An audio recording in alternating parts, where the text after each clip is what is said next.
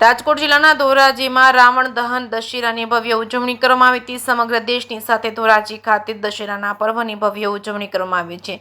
ધોરાજીના હિન્દુ યુવક સંઘ દ્વારા વિશાળ રાવણ દહન કાર્યક્રમ કરવામાં આવ્યો હતો। રાજ્યના પૂર્વ મંત્રી અને ધારાસભ્ય જયેશભાઈ રાદડિયાના વરદસ્થી રાવણ દહન કરવામાં આવ્યું હતું। ધોરાજીના ભગવતસિંહ બાપુના બાવલા ચોક ખાતે વિજયાદશમીના દશેરાના દિવસે 22 ફૂટનું રાવણનું પુતળું બનાવવામાં આવ્યું હતું અને રાવણ દહન કાર્યક્રમ કરવામાં આવ્યું હતું। ઢોલ નગારા અને ડીજેના તાલે હિન્દુ યુવક સંઘના કાર્યકર્તાઓ ઝૂમી ઉઠ્યા હતા। અલગ અલગ પ્રકારના રંગેરંગી ફટાકડા ફોડવામાં આવ્યા હતા। રાજ્યના પૂર્વ મંત્રી ધારાસભ્ય જયેશભાઈ રાદડિયાએ જણાવ્યું હતું કે દશેરાનો તહેવાર એટલે કે અસત્ય ઉપર સત્યની જીત અને અધર્મ ઉપર ધર્મની જીત। આપણે સૌએ એ સંદેશને જીવનમાં ઉતારવાનો છે। તેમણે લોકોને દશેરાની શુભકામનાઓ પાઠવી પોતાની સંસ્કૃતિ અને સંસ્કાર અને ધર્મની જાળવણી રાખવા માટે અપીલ કરી હતી। રાવણ દહન કાર્યક્રમમાં હિન્દુ યુવક સંઘના પ્રમુખ હરકિશનભાઈ માવાણી તેમજ તેમની ટીમ આ કાર્યક્રમમાં મોટી સંખ્યામાં સ્થાનિક લોકો ઉપસ્થિત રહ્યા હતા।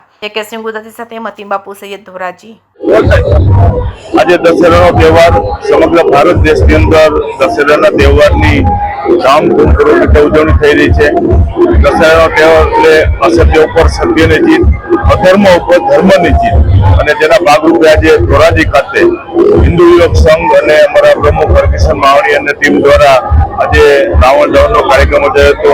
ફરીથી સૌ લોકોને આજે દશેરાના તહેવારની હૃદયપૂર્વકની શુભેચ્છા આપું છું અને જે રીતે અધર્મ ઉપર ધર્મની જીત થઈ એ રીતે આપણા દેશમાં આપણા ધાર્મિક કાર્યક્રમો આપણો ધર્મ જળવાઈ રહે, આપણી સંસ્કૃતિ જળવાઈ રહે, આપણા સંસ્કાર જળવાઈ રહે એવી દશેરા તહેવારે હૃદયપૂર્વકની શુભેચ્છાઓ।